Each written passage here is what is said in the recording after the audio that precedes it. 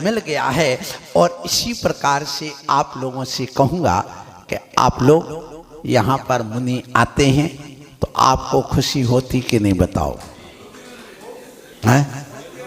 होती है ना। तो एक सम्यक दृष्टि को वैसी खुशी होती है जैसे 35 साल का कोई एक लड़का है जिसकी शादी नहीं हुई और उसकी स्वर्ग की देवी आके वरमाला डाल दे। कौन डाल दे? कौन डाल दे? नहीं तो फिल्मी दुनिया की श्रीदेवी आके डाल दे। तो उसको क्या आनंद, वो ही जानता है, उस आनंद को वही जानता। इसी प्रकार हे श्रावक, तुम अपने आत्मा के आनंद को समझो, ये यहां बार बार कह रहे हैं। और जब वह निरंतर श्रुत आराधना करता है, अब सम्यक दृष्टि तो बन गया। सम्यक दृष्टि बनते हैं, जब तक सम्यक दर्शन नहीं होता तब तक सम्यक दर्शन के समान दुनिया में कोई वस्तु नहीं। त्रिकाल अपि, तीनों काल में चक्रवर्ती का वैभव कोई काम का नहीं। और मिलेगा चक्रवर्ती का वैभव तो सम्यक दृष्टि को मिलेगा।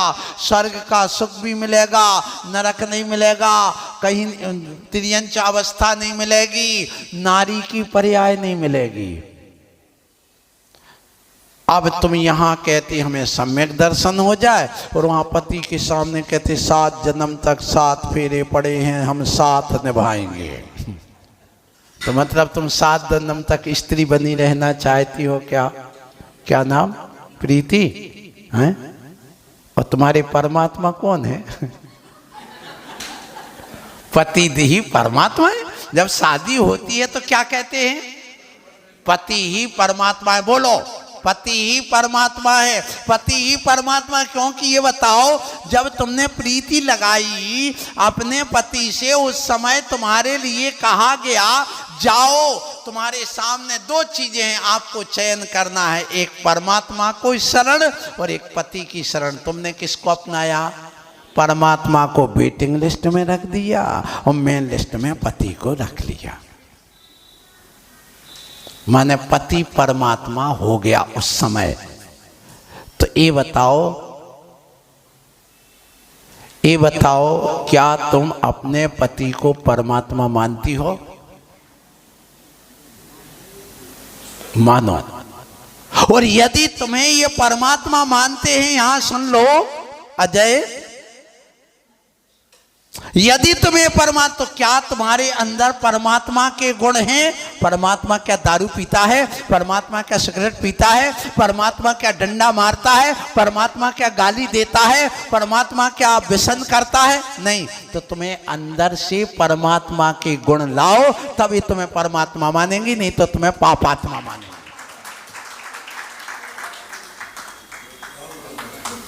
लाओ, अपने अंदर से करो वो प्रकट।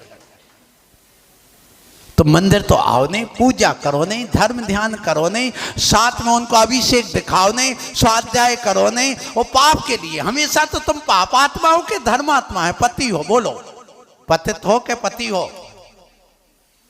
पति बनने के बाद पवित्र बनो, पतित नहीं।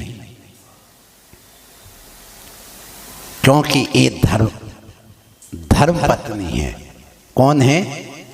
धर्म पत्नी को कहा इसलिए कि तुम्हारे पाप में भी साथ दे रही है, तुम्हें पुत्र को पैदा करने में गर्भ धारण कर रही है, तुम्हारे सुख दुख में साथ दे रही है, अपने माँ बाप को छोड़ करके तुम्हारे घर में आके रह रही है, तुम्हारे घर को रखा रही है, तुम्हारे इंद्रियों के सुख को दे रही है और सारी चिंता कर रही है। यदि भोजन नहीं किया है तो तब तक वो भूखी बैठी है, तो वो धर्मात्मा नहीं कहलाएगी? बोलो।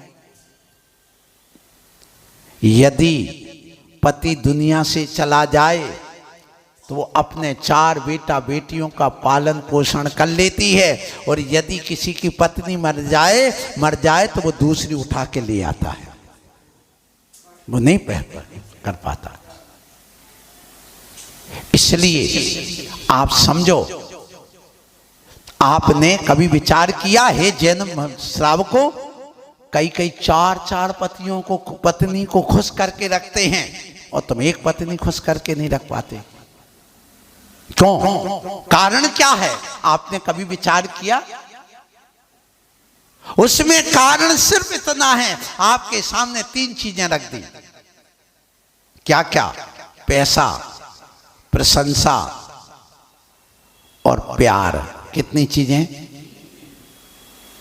बोलो प्रमोद? आप किसको प्रेफरेंस दोगे? फर्स्ट प्रेफरेंस पैसे को। और नारी के सामने 3 रख दी जाए तो वो सबसे फर्स्ट प्रेफरेंस किसको देगी? प्यार को। बस ये स्वरूप समझ लेना। और जब तक तुम ये नहीं समझोगे तब तक तुम अपने घर को चला नहीं सकते, पत्नी और बच्चों को तुम वो नहीं कर सकते, क्या सुखी नहीं बना सकते, संतुष्ट नहीं कर सकते। बच्चा प्रशंसा चाहता है। क्या कह रहा हूं? बच्चा प्रशंसा चाहता, कुछ भी बेटा अरे बहुत अच्छा तुमने कितना, बच्चा खुश। तो बच्चा प्रशंसा चाहता है, पुरुष पैसा चाहता है और स्त्री प्यार चाहती है। तो आप जब घर आओ तो उसकी तारीफ करके थोड़ा प्रेम दे दो, बस संतुष्ट। आपको जो कराना, सब्जी बेचवाना, झाड़ू लगवाना, पोछा लगवाना, लेटरिन साफ करवाना, सब कर देगी। कितने के लिए? किसके लिए? थोड़े प्यार के लिए। तो नारी किसकी भूखी है? प्रेम की। इसलिए प्रेम की मूर्ति कहा है उसको। तो वे 4 बीवी क्यों पाल लेते? जब वे घर आते तो उनके चरण चूम ले, चरण छू ले और बड़ी प्रशंसा तारीफ कर दे, उनको प्रेम में पुष्ट कर दे। और फिर उसके बाद दिन भर गए हैं वहां पर, लगे हैं सब्जी बेचने, ये करने वो करने, और तुम आए पानी ला, ये ला, बोला, सुबह कहती भाड़ में जाओ, तुम्हें जो करने सो करो। देखो ये हकीकत है। सम्यक दृष्टि के लक्षणों में ये है कि तुम घर आओ तो पहले प्रेम से 2 शब्द मीठे बोल दो। और जब भी तुम्हारे पति देव आए, तुम क्यों ऐसा असंतुष्ट रहती? तब भी यहाँ पता नहीं ऑफिस में क्या हुआ है, दुकान में क्या हुआ, कर्ज से लदे हैं, कैसी समस्या है उनकी, कैसी कैसी समस्याओं से झूल कर क्या। तो आप अपनी बातें थोपना चालू मत कर दो। क्या करना? सबसे पहले परिस्थिति को समझो, उनकी स्थिति को समझो, उनके विचारों को बड़े प्रेम से आइए। जब तुम्हें अपने परिवार को बड़ा अच्छा संतुष्ट बना के रखना है, बहुत अच्छा बना के रखना है, आपको अपनी प्रत्येक चीज रोज नई नई बना के रखना है। बुढ़ापे में भी तुम्हारे लिए अपना परिवार बहुत अच्छा रखना है। बस ये सोचो प्रतिदिन कि ये हमारे लिए आज पहली बार एक प्रेमिका के रूप में पत्नी मिली है। आपको लगता है क्या ऐसा? यदि ऐसा प्रतिदिन सोचोगे कि आज सुबह हुआ है, नया हुआ है, पंछी ऐसे समझते हैं कि चमन बदला है, हंसते हैं सितारे की गगन बदला है, इस मसा की उदासी मगर कहती है लाश वही सिर्फ कफन बदला है। समझ में आई ना?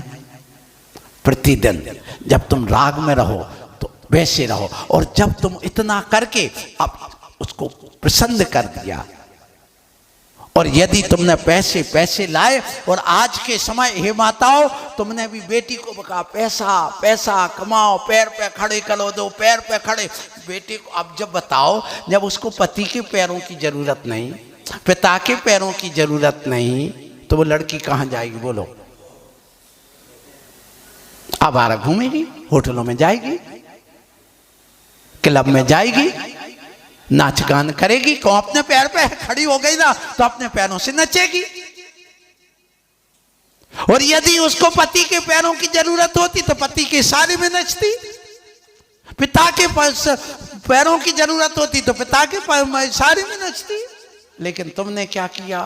खूब पढ़ाओ। 30 साल 35 साल की लड़की अभी कुंवारी बैठी, 42 साल की, एक अभी 46 साल की लड़की का बायोडाटा आया है, महाराज आशीर्वाद दे दो इसकी शादी हो जाए।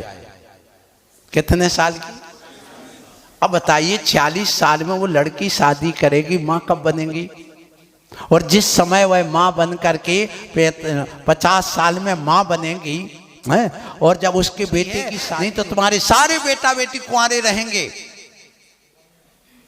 और वो जवान बेटी जाकर के ऑफिस में बाबू के साथ शादी करेगी, और तुम्हारा बेटा जो यहाँ दुकान में बैठा है और जो वहाँ कर्मचारी के रूप में वो नौकरानी है उससे बेटा करेगा, सारा संक्रमण हो जाएगा।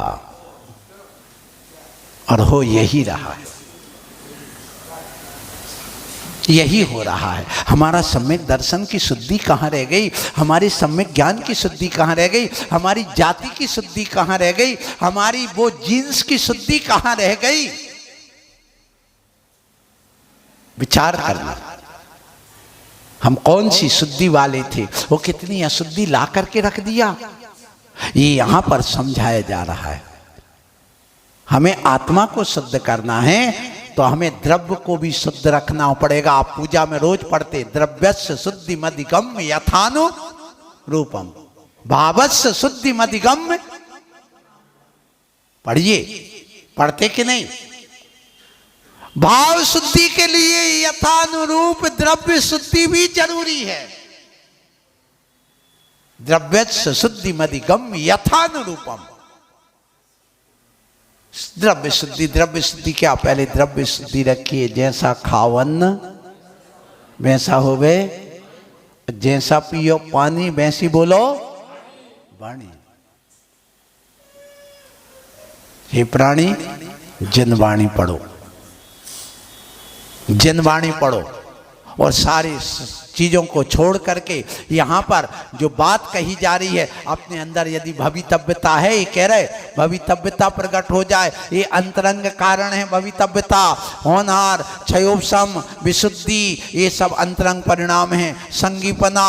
और इसके अलावा बाहर में क्या, ये जो आपके लिए गुरु का उपदेश है, वो सम्यक दर्शन के लिए बाह्य कारण निमित्त है। ये तुम्हें समझाया रहा है। कामादिक कर वृष से चिगते सो स्व पर दृढ़ावे। यदि कोई काम के कारण, वासना के कारण से, अर्थ के कारण से, आदिक में अज्ञान के कारण से, मिथ्यात्व के कारण से यदि कोई धर्म से डिग रहा है, तो उसको पुनः उसी मार्ग पर उपदेश दे करके, सहयोग करके उसी मार्ग में स्वयं और पर को स्थिर करना, यही स्थितिकरण अंग है सम्यक दृष्टि का। तो साधु स्वयं पहले अपनी साधना करते हुए स्थिर रहते हैं, और जो विचलित हो रहे उनको भी अपने स्थितिकरण अंग के लिए प्रवचन है। सो ये यहाँ पर कहा गया कि वह अनादिकालीन जो उसके लिए जो मिथ्यात्व था उसको हटाने के लिए अंतरंग और बहिरंग दोनों कारणों को मिलाता है। और आपके लिए भी ये दोनों कारण मिलाए गए हैं कि आप अपने काल लब्धि आदि को प्राप्त करके और सम्यक दृष्टि बनो। बस एक ही लक्ष्य है, श्रद्धा मिट नहीं सके किसी के मिटाने से, और सुमेरु हिल ना सके किसी के हिलाने से। बस इतना दृढ़ बना लो अपने आप को। हमारी श्रद्धा दीपक के समान नहीं, अंगारे के समान हो जाए। किसके समान? अंगारे के समान। क्यों? जितना तूफान चले, जितनी हवा चले, वह और धनकता चला जाए और दीपक एक झोंके में बुझ जाता है। तो पंचम काल में जितना विषय भोगों का, पाश्चात्य संस्कृति का तुम्हारा यदि तूफान चल रहा है, तो अपनी श्रद्धा को अंगारा बना लो, जिससे हमारी श्रद्धा और धनकती चली जाए तो हमारा कल्याण हो जाएगा। घर में रह करके भी तुम अपना भला कर लोगे। लेकिन हमने इतना दृढ़ नहीं बनाया इन बच्चों को, जहाँ जाती है उसी की हो जाती है। आपको मालूम है नारी को विष की बेल कहा है, क्यों कहा बताओ? बेल की उपमा क्यों दी? इसलिए दी है, हे श्राव को सुनो, जब पेड़ होता है, उगता है, तो उसको सहारे की जरूरत, पुरुष तो है पेड़ और नारी है बेल। क्या कहा? पुरुष तो है पेड़ और नारी है बेल। और बेल जब भी बढ़ेगी, फलेगी फूलेगी, तो उसके लिए सहारा चाहिए।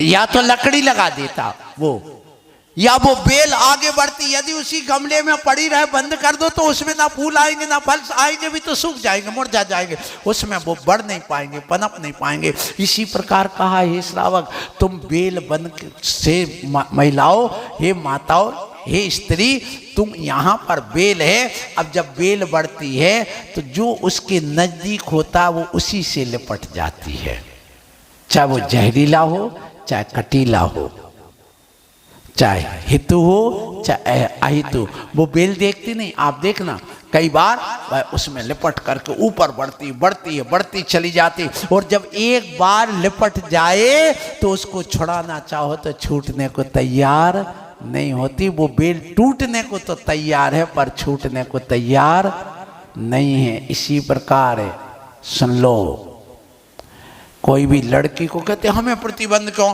भैया को क्यों नहीं, समान अधिकार है। भैया जा रहा है दुकान पे तो मैं भी जाऊं, भैया यदि क्लब में जा रहा तो मैं भी जाऊं, भैया बाजार में घूम रहा मैं भी घूमूं, भैया दोस्ती कर रहा तो मैं भी करूं। सुन लो, नारी जिससे एक बार लिपट जाए, दोस्ती कर ले, तो फिर उसको छोड़ने को तैयार नहीं होती। इतना मृदु कोमल स्वभाव होता उसका। जैसे बेल लिपट गई वो टूटने को तैयार है पर छूटने को तैयार नहीं है, और उसको विवेक नहीं कि कटीला है जहरीला। ऐसे एक बार बार बार माँ बाप कहते हैं बेटा सावधान, किससे दोस्ती कर रही, कहाँ जा रही, कैसे कर रही। आज तो पूरी छूट दे दी, जितनी बिगड़ने के साधन हैं 3, मोटर, मोबाइल, क्या क्या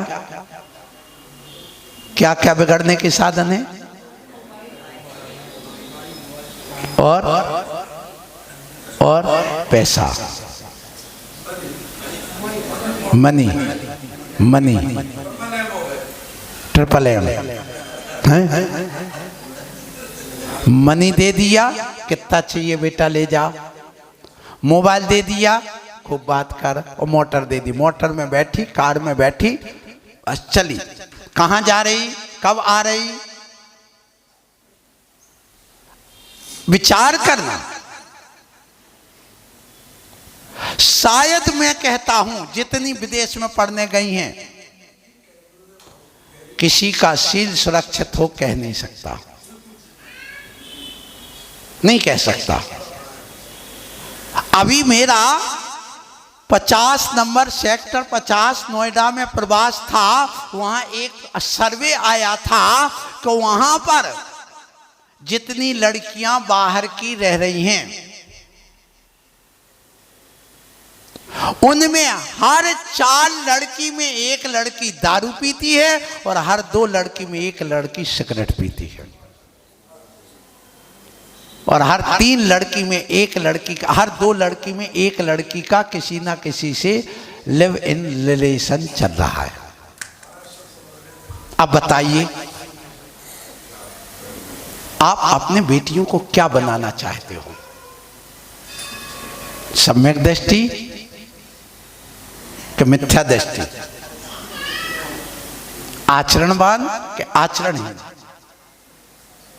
फिर कहो कैसा जमाना आ गया, ये जमाना बेटी ने नहीं बदला, ये जमाना मां ने बदला है,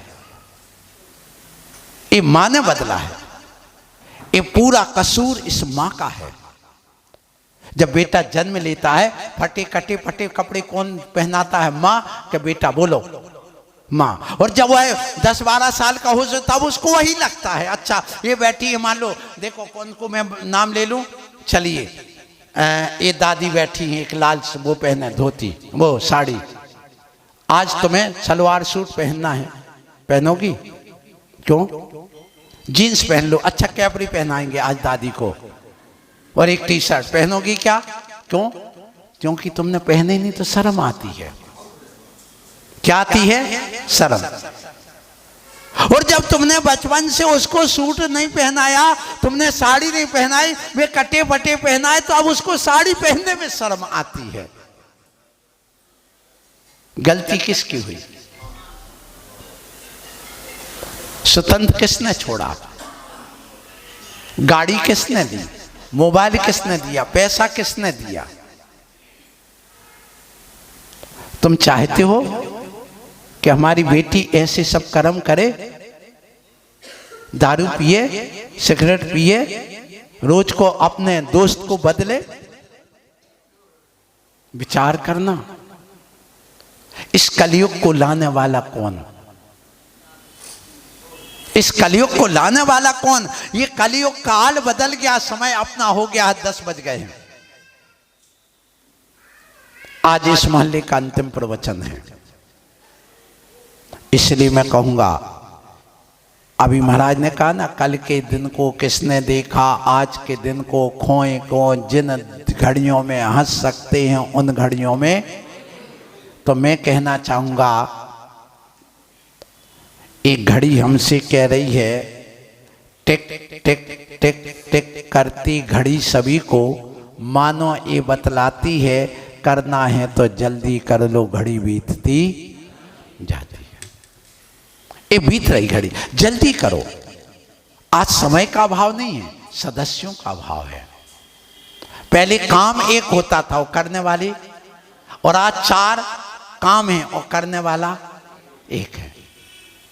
आज बच्चे कितने भी तुम संस्कार दे रहे, घर में समझा रहे, लेकिन वो क्यों सही मार्ग पर नहीं है? बेटा भी क्यों बिगड़ रहा है? वो भी दारू पीने जा रहा है, वो भी वहां पर दुनिया के पाप करने जा रहा है। और क्यों? क्योंकि पहले एक बेटा बेटी नहीं होते थे, 4 होते थे। स्कूल जाता था तो साथ में एक बेटा लगा है, बहन के साथ बहन लगी है, तो वो निगरानी में रहते थे कि ये क्या कर रहे हैं। आज तो इन सहेली जो है, सहेली उसकी रक्षा कर सकती है, लेकिन संस्कारित नहीं कर सकती।